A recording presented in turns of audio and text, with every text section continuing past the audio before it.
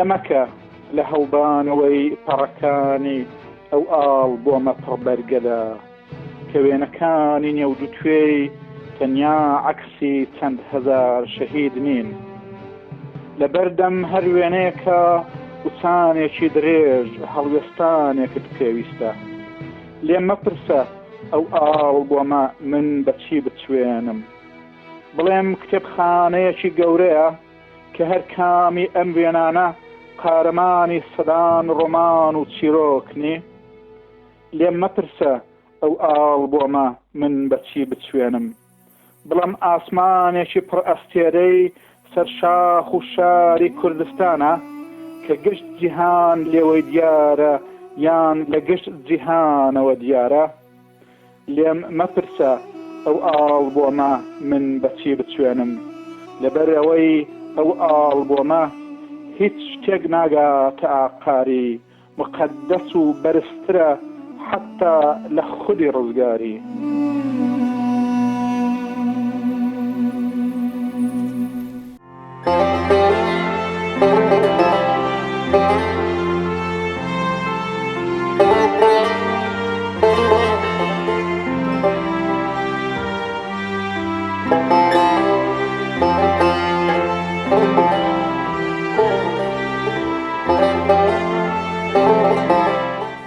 دستت آغوش گل است، گل در آغوش تو سر می دهد آوای بهار.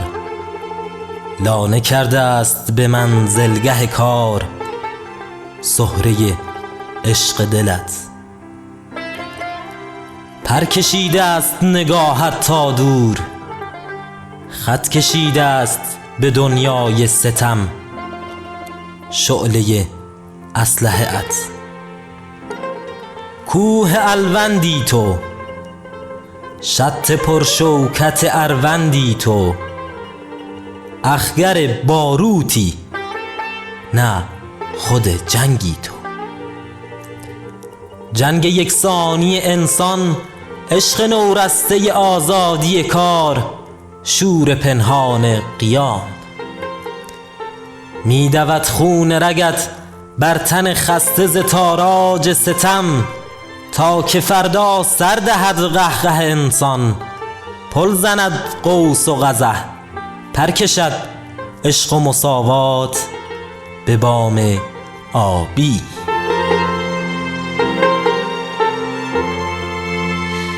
من زنده‌ام، من زنده‌ام و همه روزه با صدای بلند سوار بر اسب سرخم در دشت‌های پرخاطره که از میان تاکستان‌ها و کوه‌های بلند می‌گذرد سرود می‌خوانم، سرود به سوی سوسیالیسم. فؤاد فرزند آتش و خون.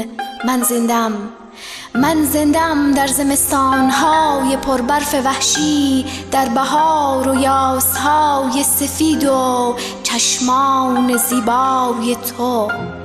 من در آفتاب سوزان تابستان و در میان تمشک‌های وحشی کنار جویبارها، در پاییز که تاکستان‌ها قرمز می‌شوند و دشت‌ها غمگین، سوار بر اسب سرخم در دشت‌های پرخاطره که از میان تاکستان‌ها و کوه‌های استوار کشیده می‌شود. با صدای بلند آواز می‌خوانم، آواز با من بیا، با من بیا، تو را به دنیای عاری از ستم خواهم برد. من زنده‌ام، من زنده‌ام در جسارت‌ها و پیروزی رفقای پیشمرگ. من زنده‌ام، زنده‌ام در اعتصابات کارگران، در خواست‌ها و در پیروزی‌هایشان. من زنده‌ام، زنده‌ام در زبونی دشمنانمان و امید به شکست‌هایشان. و این امید را همه روزه با اسب سرخم در دشت‌های پرخاطره که از میان تاکستان‌ها و کوه‌های سر به فلک کشیده می‌گذرد سبکبال به این سو و آن سو می‌برم. من پیام آور انقلاب آینده‌ام.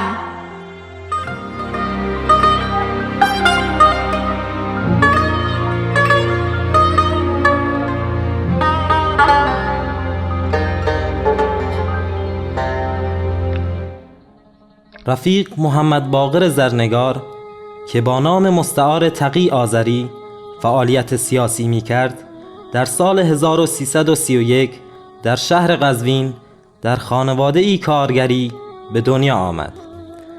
تحصیلات ابتدایی را در مدرسه حمدالله مستوفی و متوسطه را در دبیرستان پهلوی قزوین به پایان رساند. در مورد دوران کودکی عموم اون چیزهایی که شنیدم طبیعتا از خانواده مخصوصا از مادر بزرگم بوده. توی بین بچه‌هاش با آرومترین بچه‌ای بوده، تو بچه‌های پسر آرومترین بچه‌اش بوده. بعد توی مدرسه همیشه از افراد ممتاز بوده، لحاظ تحصیلی همیشه رتبه بالایی رو داشته. توی خونه و خانواده به کارهای روزانه خیلی کمک می‌کرده.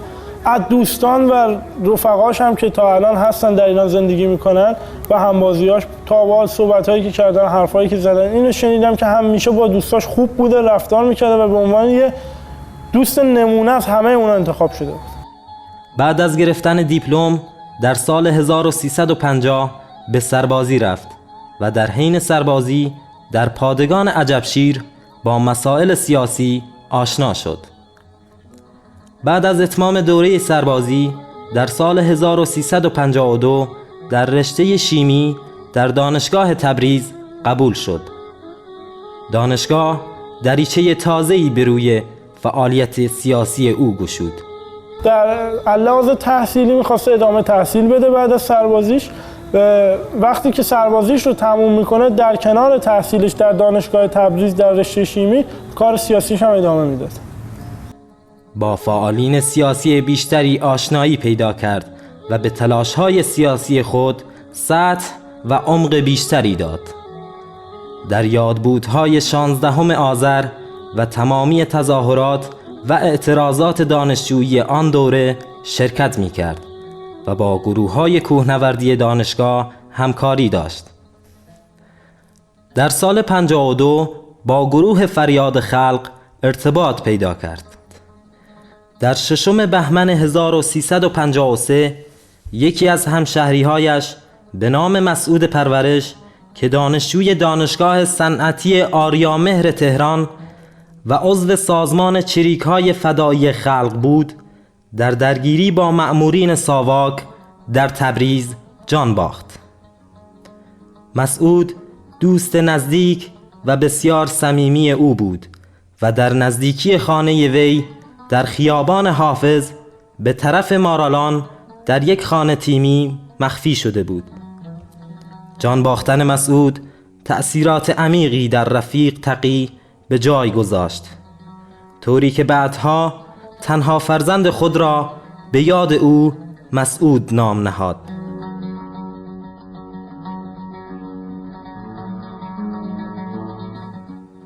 از دست دادن دوستان صمیمی عزم او را بر ادامه مبارزه راسختر و اراده اش را در پیگیری راهی که در پیش گرفته بود استوارتر نمود.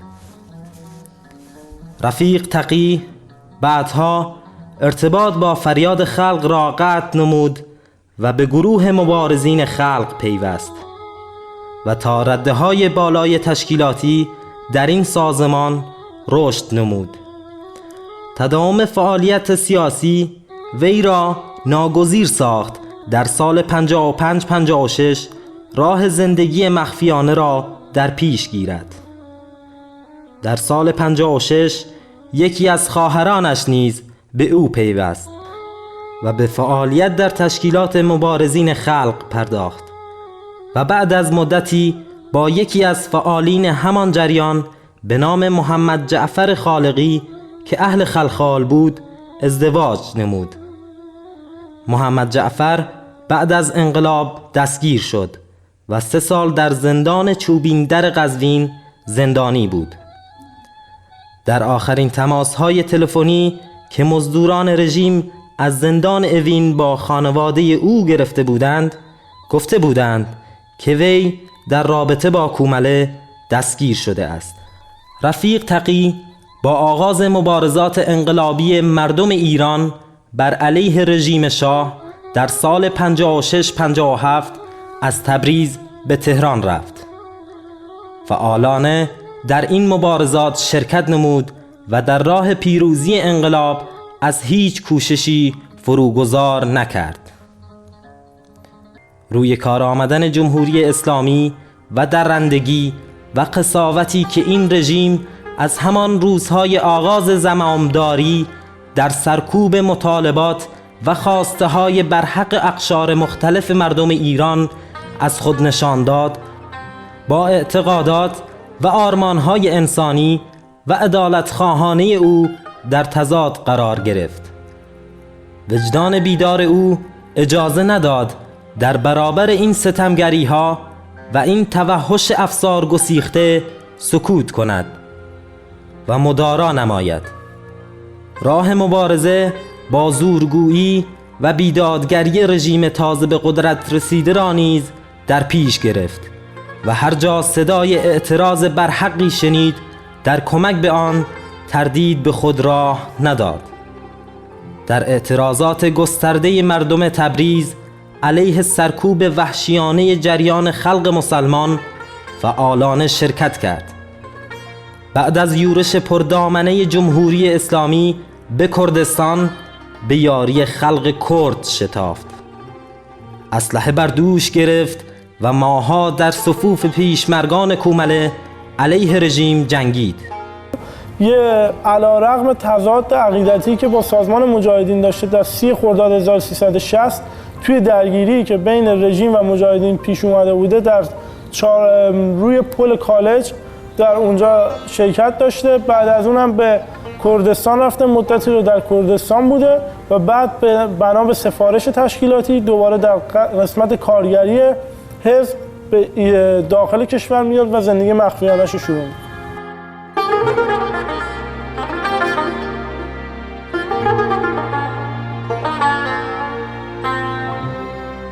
هنگامی که رژیم در خرداد سال 1360 سرکوب خونین و گسترده سازمان مجاهدین خلق ایران را در دستور کار خود قرار داد، علیرغم اینکه با سازمان مجاهدین به لحاظ آرمانی، عقیدتی، سیاسی و تشکیلاتی هیچ همخوانی نداشت، به دفاع از آنها برخاست و در اعتراض و مبارزه آنها علیه این کشت و کشتار وحشیانه مشارکت فعال نمود. همیشه به نزدیکان خود می گفت اگر به دست این رژیم از بین بروم هیچ وقت غصه مرا نخورید، چون اگر 1000 تکه هم بکنند باز نمی توانند انتقام ضرباتی را که به آنها زده ام از من بگیرند.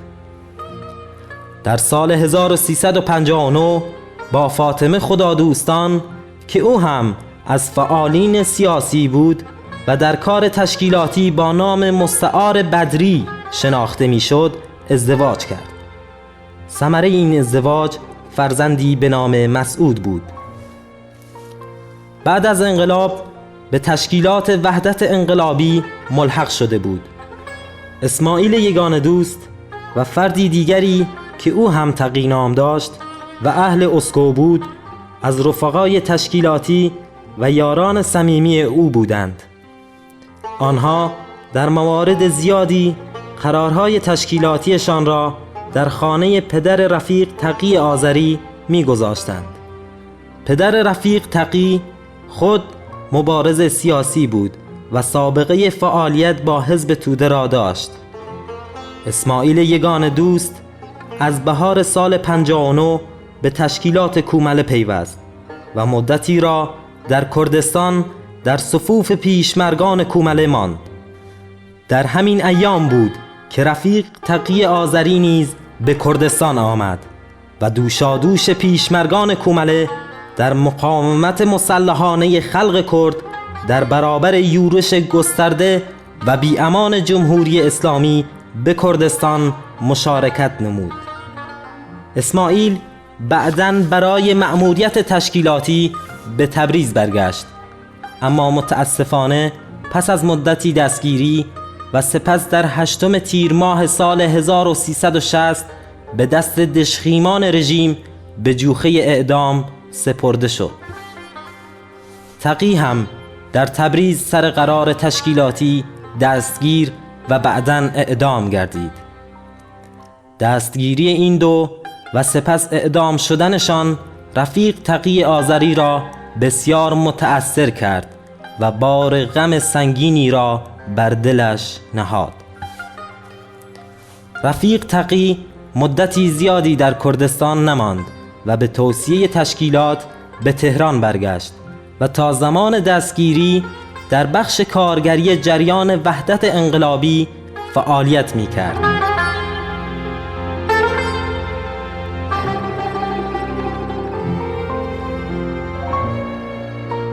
متاسفانه در 14 آذر ماه سال 1362 در منزل مسکونیش در پشت پادگان جی دستگیر شد.